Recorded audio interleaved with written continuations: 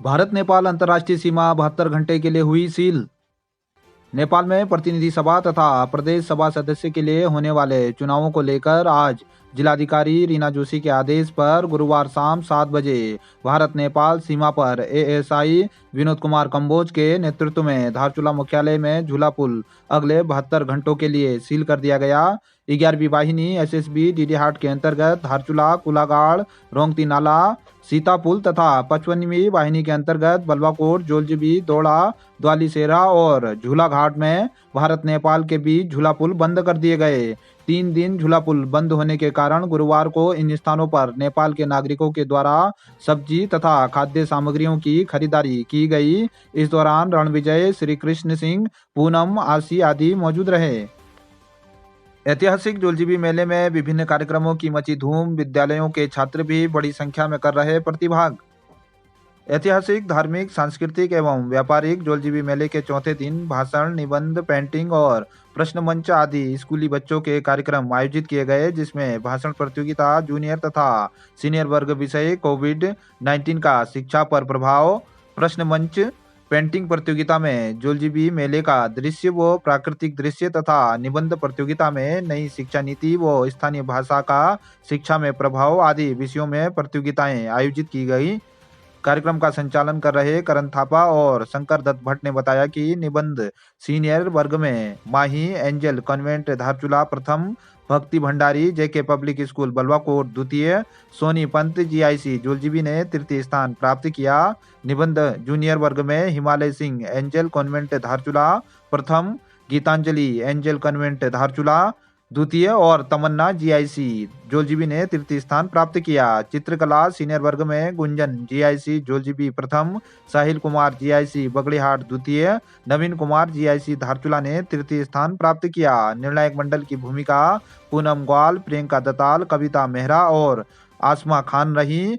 विद्यालय के सांस्कृतिक कार्यक्रमों में कुटी, गुंजी, दुक्तू तथा रायका बगड़ीहाट तथा आमंत्रित टीमों के द्वारा भी रंगारंग सांस्कृतिक कार्यक्रम प्रस्तुत किए गए। पर्यटन विभाग के द्वारा प्रायोजित काली नदी में चल रहा रिवर राफ्टिंग का प्रशिक्षण चौथे दिन भी रहा जारी। उत्तराखंड पर्यटन विभाग पिथौरागढ़ द्वारा प्रायोजित कुमाऊं मंडल विकास निगम द्वारा संचालित काली नदी में रिवर राफ्टिंग प्रशिक्षण गुरुवार चौथे दिन भी जारी रहा। कुमाऊं मंडल विकास निगम के प्रबंधक साहसिक पर्यटन दिनेश गुरुरानी ने कहा कि कुमाऊं मंडल विकास निगम द्वारा अभी तक राजकीय इंटर कॉलेज नारायणनगर, अस्कोट, बगड़ीहाट, जोलजीबी के 110 छात्र छात्राओं को काली नदी में जोलजीबी से हंसेश्वर तक रिवर राफ्टिंग कराई गई है। छात्र छात्राओं को हिमालय बचाओ अभियान के तहत शपथ दिलाकर शपथ रजिस्टर बनाकर नदी स्वच्छता कार्यक्रम से जोड़ा गया है। वहीं छात्र छात्राओं को आपदा प्रबंधन की जानकारी दी गई है। गुरु रानी ने कहा कि निगम द्वारा विद्यालयों में अध्ययनरत छात्र छात्राओं को रिवर राफ्टिंग का प्रशिक्षण दिया जा रहा है।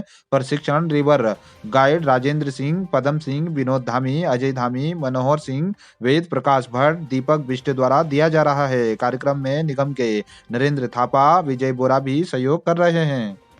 इस रिवर राफ्टिंग प्रशिक्षण कार्यक्रम को संपन्न कराने के लिए हमारे निगम के प्रबंधक महोदय सम्मानित विनीत तोमर जी, महाप्रबंधक महोदय एपी वाजपेयी जी, जिला प्रशासन, जोलजीबी मेला समिति का भी हृदय की गहराई से आभार प्रकट करता हूँ कि उनके द्वारा समय समय पर हमें सहयोग दिया जा रहा है। साथ ही साथ एसएसबी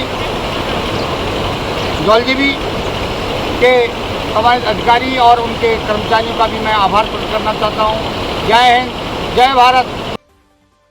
कांग्रेस की भारत जोड़ो यात्रा चौदास वैली के विभिन्न गांवों से संपर्क करते हुए पहुंची धारचूला। कांग्रेस ब्लॉक अध्यक्ष नारायण दरियाल के नेतृत्व में धारचूला विकासखंड में चल रही भारत जोड़ो यात्रा चौदास वैली के रुंग, सिरखा, सोसा, पांगू में जनसंपर्क अभियान के साथ आज धारचूला पहुंच गई।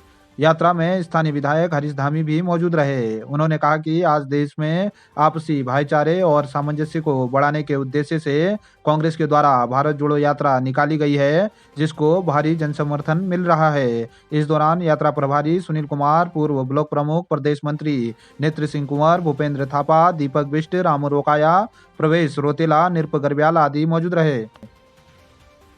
पुलिस उपाधीक्षक ने थाना बलवाकोट का अर्धवार्षिक निरीक्षण कर अधीनस्थ कर्मियों को दिए आवश्यक दिशा निर्देश।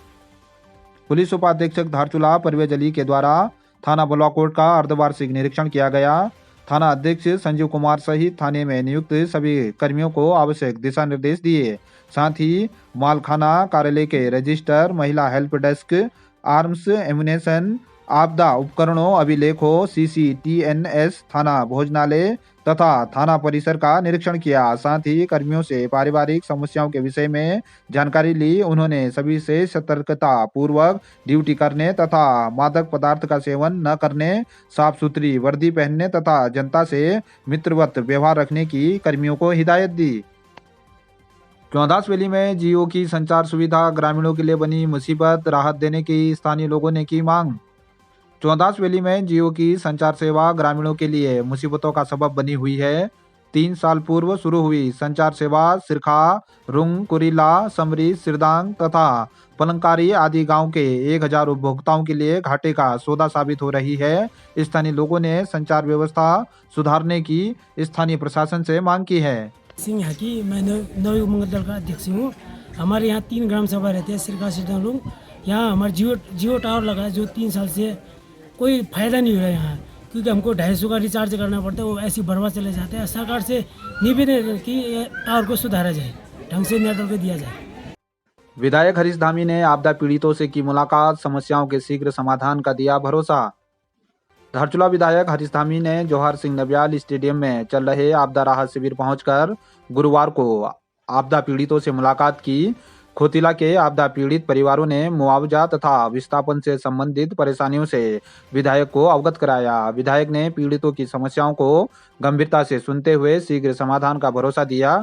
इस दौरान मौजूद उप जिलाधिकारी दिवेश सासनी को आपदा पीड़ितों को हो रही समस्याओं का निराकरण करने के लिए निर्देशित किया। विधायक हरीश धामी ने कहा कि स्वयं मुख्यमंत्री के द्वारा क्षेत्र का दौरा कर पीड़ितों को हर संभव मदद का आश्वासन दिया गया है।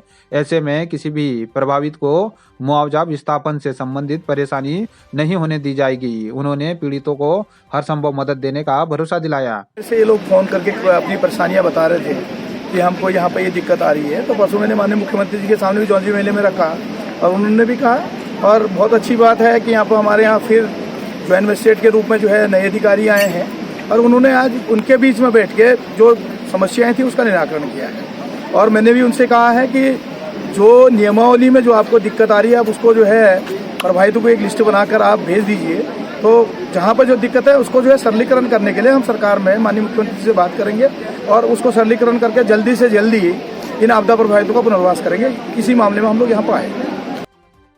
फुटबॉल प्रतियोगिता में विजेता टीम का मुनस्यारी में हुआ भव्य स्वागत। श्रीमती हीरा देवी भट्ट विवेकानंद विद्या मंदिर इंटर कॉलेज मुनस्यारी की विजेता फुटबॉल टीम के मुनस्यारी आगमन पर विद्यालय में भव्य स्वागत समारोह आयोजित किया गया। कार्यक्रम के मुख्य अतिथि केदार सिंह मरतोलिया, अध्यक्ष जवाहर क्लब मुनस्यारी के द्वारा विजेता टीम के सदस्यों का स्वागत अभिनंदन करते हुए उन्हें शुभकामनाएं दी गई। समारोह में विद्यालय में व्यवस्थापक तथा संरक्षक आदि भी मौजूद रहे। प्रधानाचार्य नवीन शर्मा ने बताया कि हापुड़ में आयोजित हुई पश्चिमी उत्तर प्रदेश क्षेत्र की फुटबॉल प्रतियोगिता में अंडर 19 बालक वर्ग में श्रीमती हीरा देवी भट्ट इंटर कॉलेज विवेकानंद विद्या मंदिर मुनस्यारी की टीम ने प्रथम स्थान प्राप्त किया था। 1 दिसंबर 2022 को अखिल भारतीय प्रतियोगिता के लिए ग्वालियर में विजेता टीम फिर से प्रतिभाग करेगी। प्रधानाचार्य नवीन चंद्र शर्मा ने विजेता छात्रों को बधाई देते हुए अतिथियों का भी आभार व्यक्त किया। भारतीय शिक्षण संस्थान द्वारा संचालित श्रीमती हीरा देवी भट्ट विवेकानंद विद्या मंदिर इंटर कॉलेज मुनस्यारी सीमांत क्षेत्र में अपने नए कीर्तिमान स्थापित करते जा रहा है।